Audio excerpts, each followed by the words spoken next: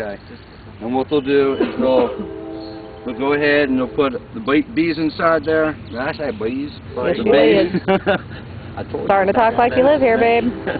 They'll actually weigh the container, then pour bees into it till you have 3 pounds, and then they'll close it off. They'll put the queen in a queen holder, and what they do with that, you actually have 2 openings.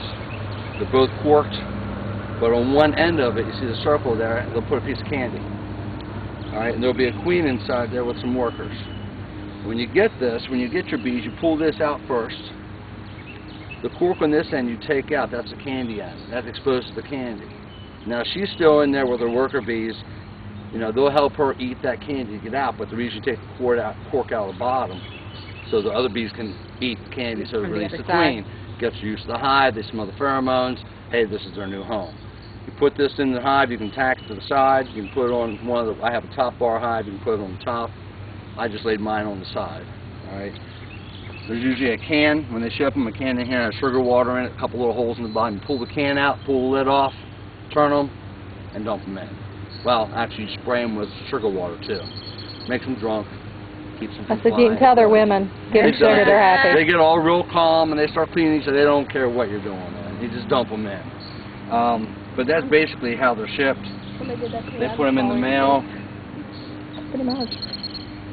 Anyway, I'll put that back in there. And that's how they came home with us, just like that. Just all of them were in that one little thing? Yep, 10,000 bees. 10,000 bees. In that container. Yep, 3 pounds of bees is approximately 9 to 10,000 bees in there. Wow. And we didn't hear them the whole way home, did we? The type of hive that most people are used to are the square hives that you see on pictures and whatnot. And they stack them. Yeah. And they have different segments. The bottom segment is going to be basically your hive. The second 2, you have another hive, but the shorter ones you'll see on there, they're basically what they call supers. And that's where the bees come up and they lay their honey into the supers.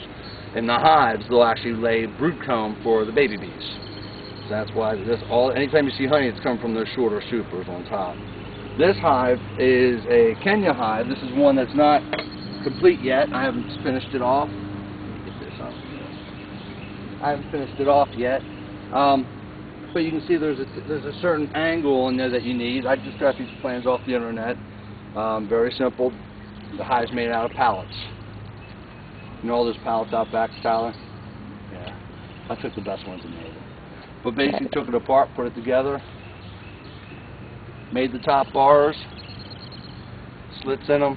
Wow. And this slit is 3/16 of an inch. You put a little bit of beeswax on there, and then you just stack them side by side. Now these are they have to be a specific measurement. They're exactly 1 3/8 apart from center to center.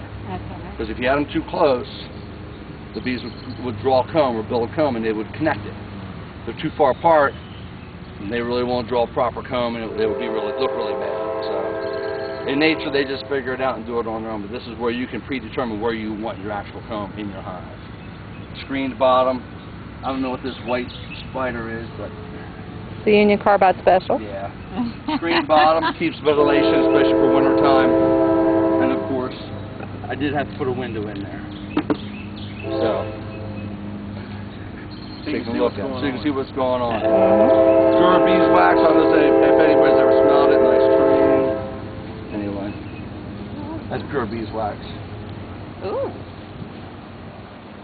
I like that. Isn't that nice? Now that part won't taste so good. No, but that's You cool. can chew on it, Ooh, we eat can it, make whatever candles. you want to do. I know. Candles.